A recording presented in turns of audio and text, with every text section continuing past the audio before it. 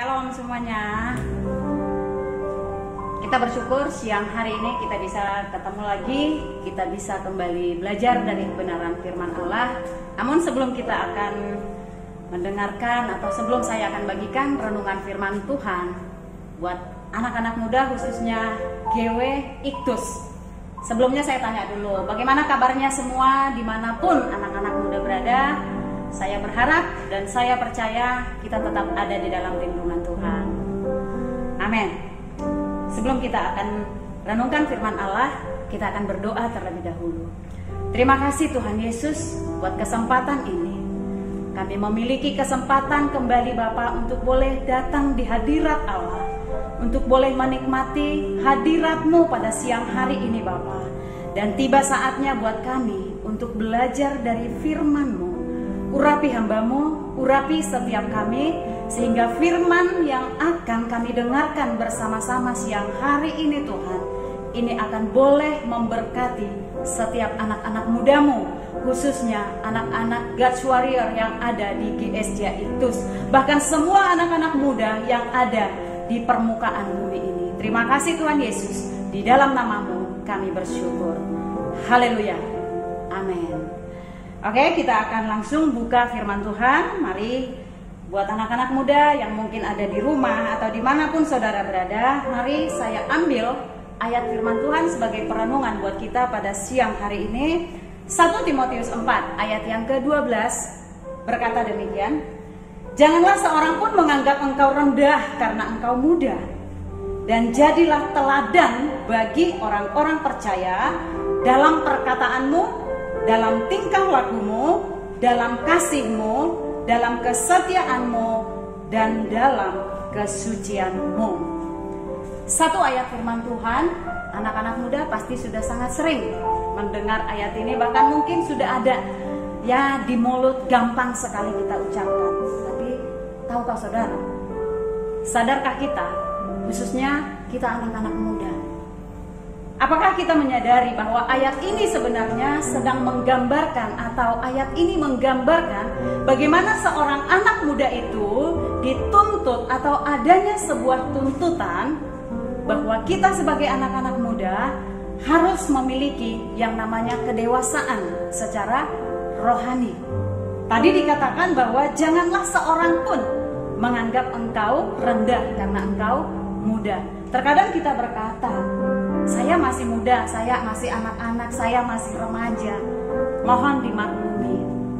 Saudara, saya mau katakan kepada kita siang hari ini, firman Tuhan bukan berbicara tentang usia.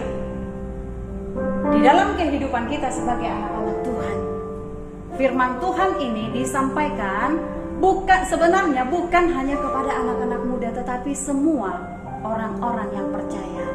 Hanya saja di sini dikatakan, janganlah seorang pun menganggap engkau rendah karena engkau muda. Mungkin kita bisa berpikir, saya masih muda, usia saya masih remaja, saya masih anak-anak yang bisa dianggap bahwa kau muda gitu loh. Tapi di dalam pengiringan kita kepada Tuhan, kita tahu di dalam tingkat kerohanian kita itu, mungkin kita bisa menjadi seorang yang masih bayi rohani, seorang yang masih anak-anak, atau seorang yang sudah dewasa secara rohani. Oleh sebab itu, di dalam ayat yang tadi kalau dikatakan, janganlah seorang pun menganggap engkau rendah, itu artinya bahwa anak-anak muda harus memiliki yang namanya kedewasaan secara rohani. Mengapa? Kenapa kita harus memiliki kedewasaan secara rohani? Karena dengan demikian, maka Tuhan akan memakai kita. Tuhan akan bisa menjadikan kita sebagai teladan, di mana kita tahu bahwa teladan ini merupakan syarat mutlak yang harus dimiliki oleh seorang pemimpin. Anak-anak muda, kita anak-anak muda menjadi generasi penerus buat gereja kita, buat bangsa kita. Banyak hal yang terjadi di luar sana. Anak-anak muda, kalian adalah generasi penerus. Oleh sebab itu, sekali lagi saya mau katakan, milikilah sikap yang bisa dijadikan sebagai teladan. Pertanyaannya adalah, bagaimana caranya supaya kita semua, bagaimana caranya supaya anak-anak muda bisa menjadi teladan? Yang pertama, yang saya lihat, yang saya catat di dalam catatan saya ataupun di dalam perenungan saya, yang pertama adalah anak-anak muda, berpikirlah secara kritis. Berpikirlah secara dewasa, bukan seperti anak-anak. Ada di dalam Roma 12 ayat 2 katakan, janganlah engkau serupa dengan dunia ini, tetapi berubahlah oleh pembaharuan budimu. Sekali lagi, janganlah engkau menjadi serupa dengan dunia ini. Kita yang sudah ada di dalam Tuhan, Alkitab katakan, jangan tetap mengatakan, oh saya masih ada di dunia ini, tentu saya harus mengikuti. No, tidak. Ayat ini jelas mengatakan bahwa kita yang sudah ada di dalam Tuhan harus berubah. Sebab dengan pembaharuan yang diberikan oleh Allah kepada kita, kepada setiap orang yang mau menerima Dia sebagai Tuhan, sebagai pemimpin di dalam kehidupannya, kita pasti akan bisa berubah.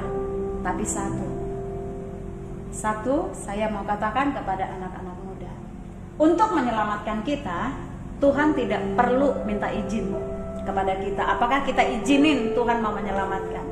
Tapi ingat, untuk merubah, untuk melakukan sebuah perubahan di dalam diri setiap orang, dia butuh keterbukaan daripada setiap anak-anak muda. Jadi poin yang pertama tadi saya katakan, bagaimana caranya supaya anak muda, supaya kita bisa menjadi teladan, supaya kita bisa memberikan pengaruh buat orang lain yang ada di luar sana. Berpikirlah secara kritis. Lalu yang kedua adalah milikilah kedewasaan di dalam karakter.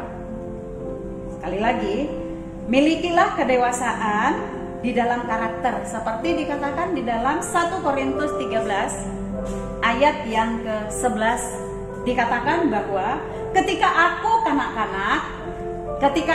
kanak-kanak, aku berkata-kata seperti anak-anak, dan ketika aku masih kanak-kanak, aku berkata-kata, aku berpikir, aku merasa seperti kanak-kanak. Tetapi Paulus katakan, ketika aku menjadi seorang yang dewasa di dalam Tuhan, dewasa di dalam karakter, sikap, perilaku, maka sikap kekanak-kanakan itu harus ditinggalkan.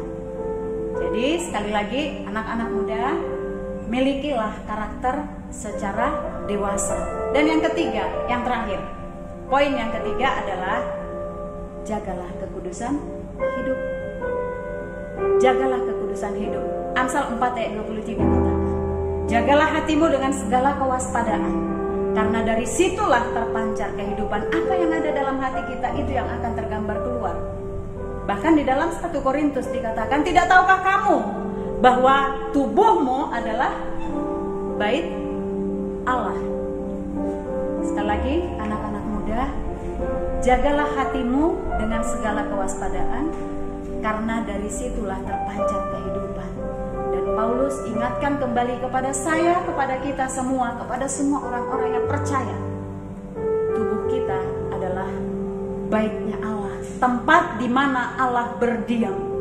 Sekali lagi, Dia tidak meminta izin untuk menyelamatkan kita, tapi Dia mau bekerja sama. Dia ingin kita membuka hati kita ketika kita mau berubah.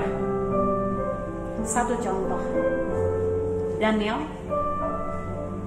adalah seorang yang muda, tetapi di dalam kemudaannya dia punya tekad. Di dalam Daniel pasal yang pertama ayat yang ke-8 katakan, Daniel bertekad untuk tidak menajiskan dirinya dengan makanan-makanan raja. Sekarang saya mau katakan kepada anak-anak muda, sekali lagi buat anak-anak muda, bisakah, maukah saudara Maukah anak-anak muda yang mendengarkan renungan singkat siang hari ini seperti Daniel bertekad untuk menyerahkan diri? Ini kesempatan buat kita, situasi yang sedang kurang bersahabat dengan keadaan yang ada di sekeliling kita. Mari anak-anak muda, saya mengajak kita semua, mari kita katakan kepada Tuhan, ini saatnya Tuhan, saya mau berkarya, melakukan hal-hal kecil yang bisa memberkati banyak orang. Ini saatnya Bapak, ini kesempatan buat kami Tuhan, untuk melakukan perkara-perkara yang bisa memberkati nama Tuhan, memberkati banyak orang. Seperti satu buah lagu yang biasa kita nyanyikan, yang mungkin saudara juga biasa nyanyikan, baik itu secara pribadi ataupun di dalam ibadah-ibadah yang saudara ikuti.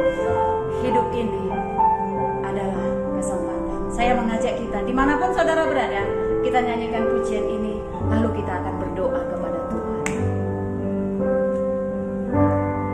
Hidup ini adalah kesempatan. Hidup ini untuk melayani Tuhan. Jangan sia-siakan waktu yang Tuhan beri. Hidup ini harus jadi berkah. Katakan, oh Tuhan, oh Tuhan, pakailah hidupku selagi aku masih kuat. Bila saatnya nanti ku tak berdaya lagi, hidup ini sudah jadi berkah. Terima kasih Tuhan Yesus.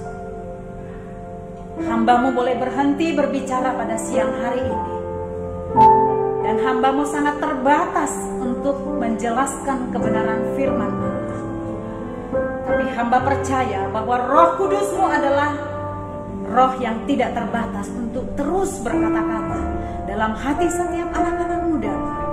Berkatilah setiap anak-anak muda yang mendengarkan renungan ini Tuhan, sehingga setiap anak-anak muda-Mu Bapa dapat memberikan hati, pikiran, bahkan seluruh kehidupannya dapat berkata pada siang hari ini, hidup ini adalah sebuah kesempatan untuk melayani pekerjaan Tuhan. Terima kasih Tuhan Yesus. Terima kasih Bapa yang baik. Di dalam nama-Mu Bapa kami berdoa dan kami bersyukur. Haleluya. Amin. Terima kasih. Tuhan Yesus memberkati kita semua.